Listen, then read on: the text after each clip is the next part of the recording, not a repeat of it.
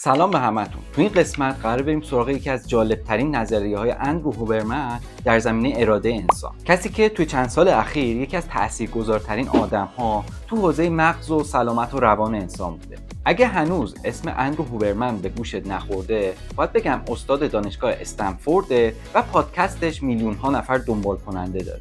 چون اون برخلاف خیلیا که شاید کلی صحبت کنن، میاد از تحقیقات علمی و دقیق و کاربردی صحبت میکنه و مفاهیم رو خیلی ساده برامون توضیح میده. اما بریم سراغ نظریه‌اش در مورد اراده، چیزی که خیلی مهمه و هممون با اون به نوعی درگیر هست. مثلا گاهی میخوایم یه کاری رو انجام بدیم ولی حسش رو نداریم، یا اینکه میخوایم کاری رو انجام ندیم ولی بازم نمیتونیم جلوی خودمون رو بگیریم. تو این ویدیو دقیقاً با هم بررسی میکنیم که اراده چیه، از کجا میاد و چجوری میتونیم اونو به خوبی تقویتش کنیم. پس در ادامه با ما همراه باشید که مطالب مفیدی رو میخوایم با هم مرور کنیم. بریم سراغ بخش اول، این که اصلا اراده چیه. هوبرمن یه تعریف ساده ولی خیلی عمیق داره. میگه که اراده نقطه مقابل عادت‌های ماست. فکر کن در طی روز یه سری کارها رو از روی عادت و ناخودآگاه انجام میدی، مثل مسواک زدن، چک کردن گوشی یا اینستاگرام. اینا همشون یه عادت هستن و مغز ما واسه صرفه‌جویی تو مصرف انرژی این کارا رو به صورت خودکار انجام میده. اما وقتی به نقطه‌ای میرسیم که قراره تصمیم بگیریم کاری رو انجام بدیم یا انجام ندیم، اونجا دقیقاً نقطه‌ایه که اراده وارد میشه. مثلا وقتی میخواید ورزش کنی ولی تنبلیت میاد، یا مثلا وقتی که تصمیم گرفتی غذای سالم بخوری و ناگهان با یه پیتزا در مقابلت روبرو میشی. اون لحظه‌ای که میخوایم بین راحتی و لذتمون یا رشد و پیشرفتمون یکی رو انتخاب کنیم، لحظه‌ایه که اراده خیلی مهمه. به همین دلیل هوبرمن میگه دو نوع اراده وجود داره. اولین نوعش اراده واسه انجام دادن کاری که سخته ولی مفیده، مثل اینکه صبح بخوای بلند شی و به باشگاه بری. و دومین نوع اراده انجام ندادن کاری که مضره ولی آسونه. هر دو نوعش یه نوع انرژی ذهنی مصرف میکنه. یعنی هر تصمیم آگاهانه ما یه مقدار از سوخت مغز رو میگیره. برای همینه که نمیتونیم کل روز با انرژی و با اراده بمونیم. اما خبر خوب اینه که اراده هم مثل عضله است. میتونیم با تمرین کردن قویش کنیم و بهترش کنیم و بهبودش بدیم.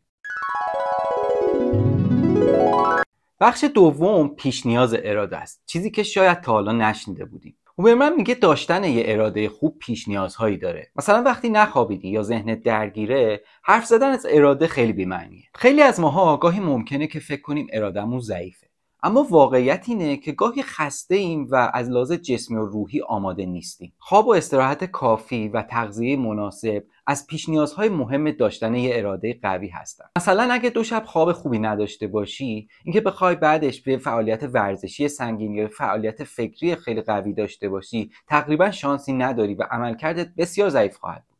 پس اگه حس میکنی ارادت ضعیفه، اول به میزان استراحت و خوابت و نوع تغذیت نگاه کن و بعد برو سراغ چیزای دیگه. خود هوبرمن هم بر این باوره که قبل از اینکه بخوایم وارد تکنیک‌های ذهنی اراده بشیم، باید زیرساخت‌های فیزیولوژیکی اون رو درست کنیم و تقویت کنیم. یعنی تا وقتی بدنمون انرژی کافی نداره، هیچ متد ذهنی جواب نخواهد داد.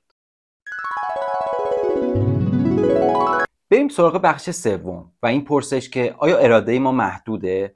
دانشمندا برای فهمیدن این موضوع یه آزمایش طراحی کردن. آزمایش تربچه و کوکی. به گروه اول گفتن فقط تربچه بخورن و کوکی ها رو نبینن، و برعکس به گروه دوم گفتن فقط کوکی بخورید و به تربچه ها کاری نداشته باشید. بعدش به هر دو گروه یه پازل خیلی سخت دادن که عملاً حل نشدنی بود و نتیجه اونایی که باید جلوی خوردن کوکی مقاومت میکردن زودتر خسته شدن و پازل رو زودتر رها کردن.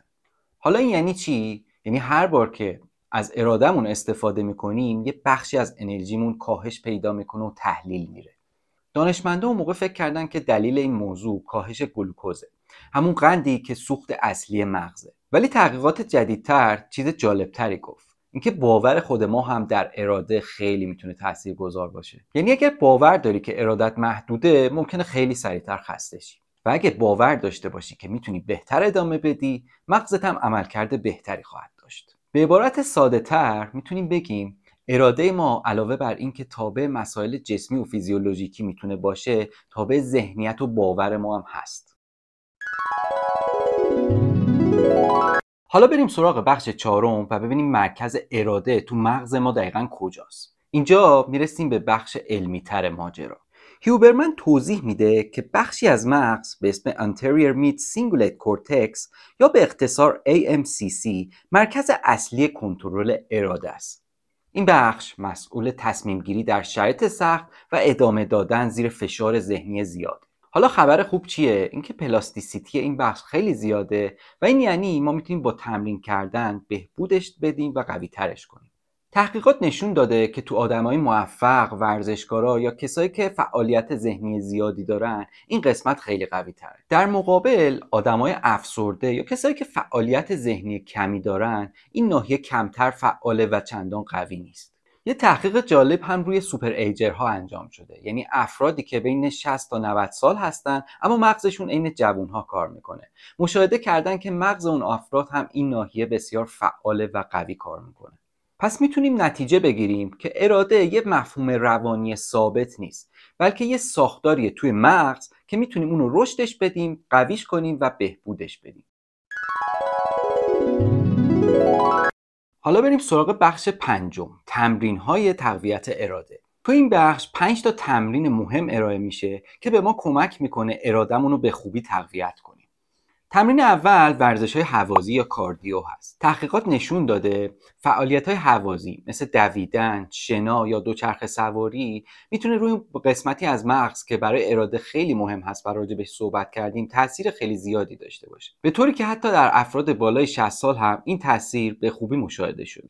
هیوبرمن پیشنهاد میکنه که هفته‌ای بین 150 تا 200 دقیقه از این نوع فعالیت‌های زون 2 داشته باشیم. زون 2 اون دسته از فعالیت‌هایی هستن که هنوز با انجامش میتونیم حرف بزنیم اما نفس میزنیم، مثل اینکه تند پیاده روی کنیم یا آروم بدویم. نکته جالب اینه که اگه از ورزشی بدت میاد، اینجا همون نقطه‌ایه که میتونه برای تقویت ارادت مفید باشه، چون مجبوری خلاف راحتیت عمل کنی.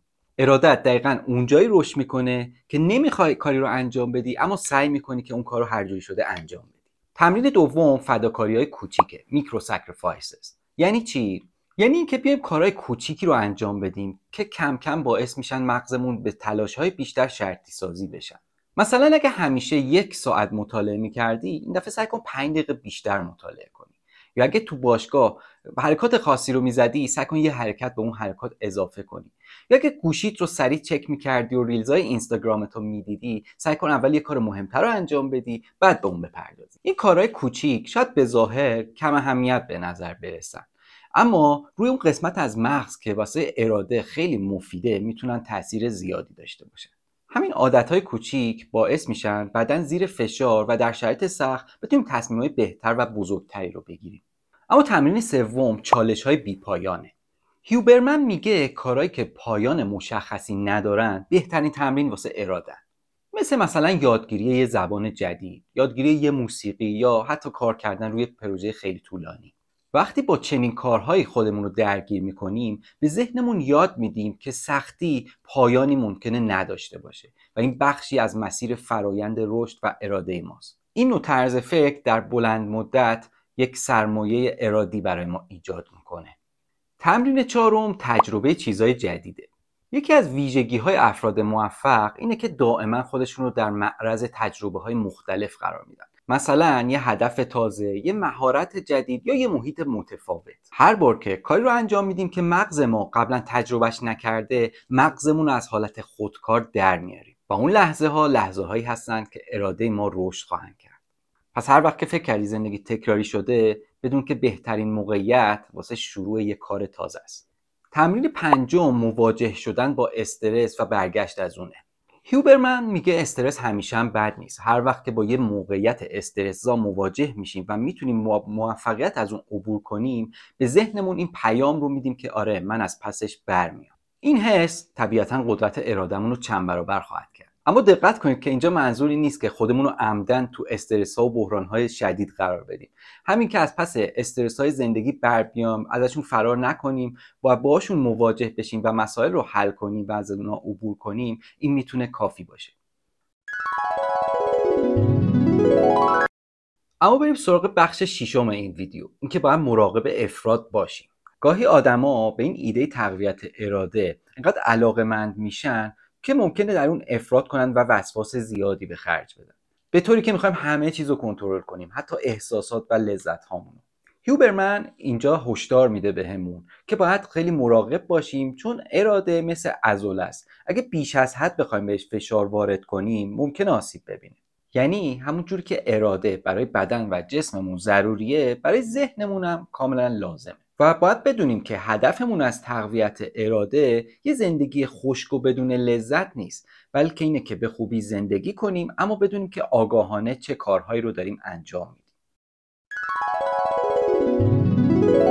حالا بریم سراغ جنبندی پایانی. در نهایت باید بگیم که اراده یه ویژگی ذاتی نیست، بلکه یه مهارته که میتونه با تمرین و آگاهی بهتر و بیشتر و قوی تر بشه. واسه ساختن اراده 4 تا چیز رو نباید یادمون بره: خواب و تغذیه مناسب، ورزش منظم، به ویژه ورزش‌های هوازی و کاردیو، تمرین‌های کوچیک اما پیوسته و مستمر، و ذهنیت مثبت و مواجهه آگاهانه با چالش‌ها. اراده با حرف ساخته نمیشه، با عمل ساخته میشه. پس از امروز تصمیم بگیریم یه کار کوچیک هم که شده انجام بدیم. همین کار کوچیک در بلند مدت به کارهای بزرگی تبدیل میشه و ما رو به نسخه بهتری از خودمون تبدیل میکنه. اگه این ویدیو برات جالب بود حتما کانال رو سابسکرایب کن و لایک و کامنت یادت نره. و اگه دوست داشتی بنویس که راجع به چه چیزایی دوست داری بیشتر صحبت کنیم. مرسی که تا آخر ویدیو همراهمون بودی و یادت نره که اراده یعنی انتخاب آگاهانه بین آسونی و رشد.